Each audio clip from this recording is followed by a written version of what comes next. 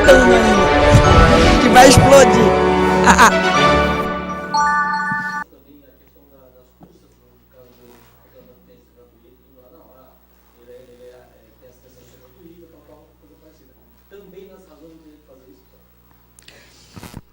Bom, na petição de deposição de qualquer recurso, se você está reiterando o pleito de justiça gratuita, você vai justificar que está pedindo a justiça gratuita ou reiterando, e nas razões você vai explicar o porquê.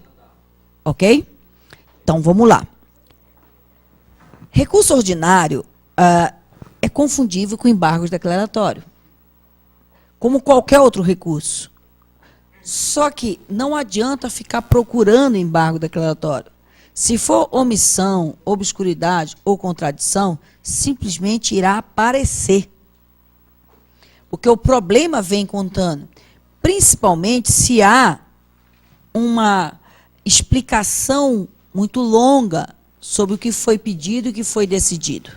Se há uma explicação muito longa, detalhada do que foi pedido e o que foi decidido, confiram se tudo o que foi pedido foi analisado. Se o que foi pedido foi julgado, porque aí pode estar cheirando o embargo declaratório por omissão.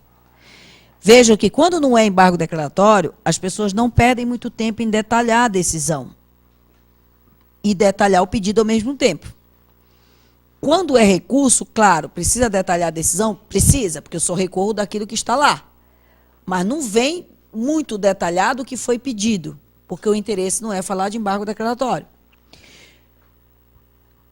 De mais a mais, a gente não pode esquecer nunca que nós temos que saber identificar erro de peça na hora da prova e saber o caminho de desfazer o erro. Como é que eu identifico um erro de peça? Eu vou identificar a peça e quando eu for tentar argumentar, a peça não flui. Eu não encontro os argumentos. Eu paro e refaço a minha linha do tempo para identificar a peça correta. Ok. Se eu já sei, se a peça travou, se eu não estou conseguindo fluir na peça, então cheira a erro de peça. O que é que eu faço então? Refaço a linha do tempo para poder saber a peça certa. Se eu, não, então é essa peça. Quando eu for argumentar, flui, essa é a prova de que eu realmente estou correto agora e não antes. Enquanto eu estiver travando, o meu raciocínio está travado e equivocado. Porque a prova só vai conter informações da peça correta. A prova não vai conter informações da peça incorreta. Ok? Vamos falar agora do recurso de revista comparando ao recurso ordinário. Recurso de revista tem uma petição de interposição maior.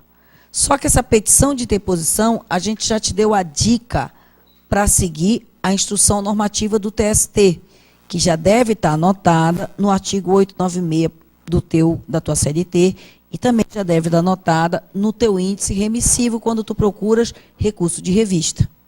Então, tu procuras recurso de revista, vem lá a instrução normativa número 23 do TST. Nessa instrução normativa, a gente fez grifos de como escrever o recurso de revista.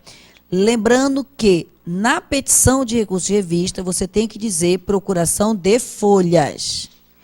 Guias de depósito recursal de folhas. Guias de custa de folhas. Certidão de intimação de folhas, porque você precisa provar a tempestividade, provar o preparo, provar a representação processual. Então, procuração tem folhas, preparo tem folhas e prazo tem folhas, diferente do recurso ordinário que não tem folhas. Tá? O outro detalhe da petição de interposição do recurso de revista, que poderia causar uma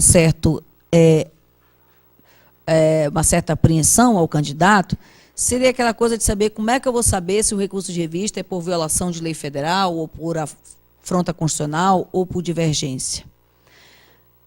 Nós já falamos aqui mais de uma vez que isso nós só temos condições de saber depois que nós aplicamos a fórmula.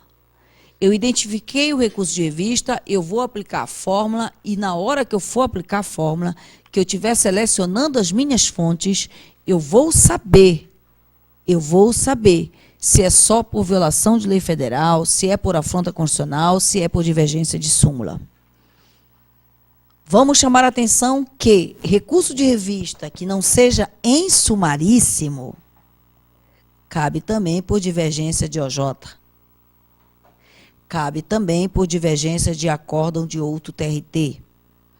Provavelmente não deve vir o acórdão de outro TRT na tua prova, mas uma OJ pode. Agora, recurso de revista em rito sumaríssimo só cabe por afronta à Constituição e divergência de súmula do TST.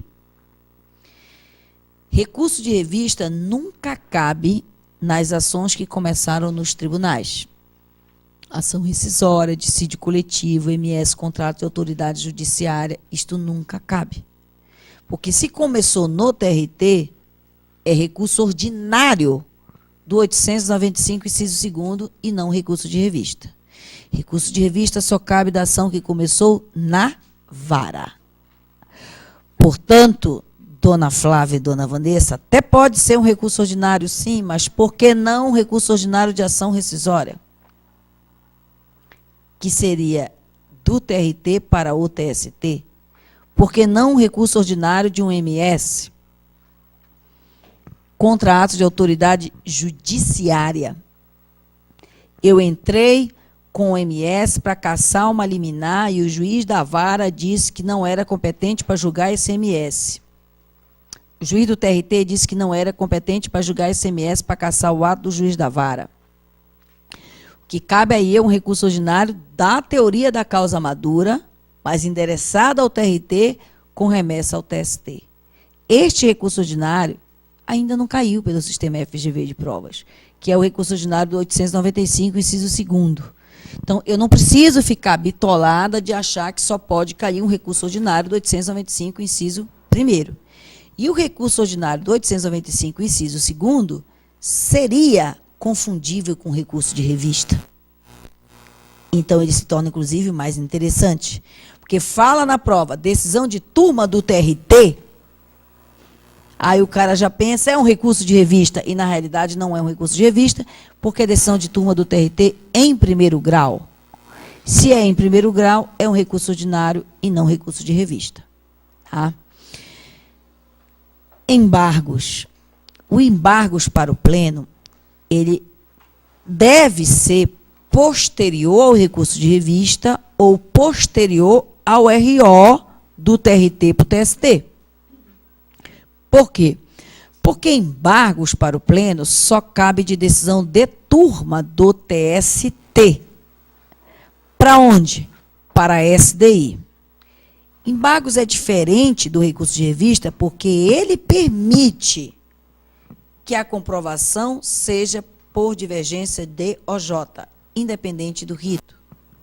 Não importa se é rito ordinário, rito sumaríssimo, vai caber embargos por divergência de OJ. O que significa dizer que, se for só uma OJ, pode ser embargos, inclusive depois de um recurso ordinário do inciso 2º. Decisão de primeiro grau por turma do TRT, houve recurso, que ele não vai dizer qual foi. Se houve recurso, esse recurso foi o ordinário. E a próxima agora é um embargos, porque não existe vista nesse processo. O embargos é um recurso menor, porque ele é mais restrito. Não cabe por afronta à Constituição, não cabe por violação de lei federal, só cabe por divergência. Então, por ser por divergência, provavelmente vai ser uma OJ, uma súmula. Não tem muita coisa, gente. E por que cairia isso? Pela delicadeza de identificar a peça.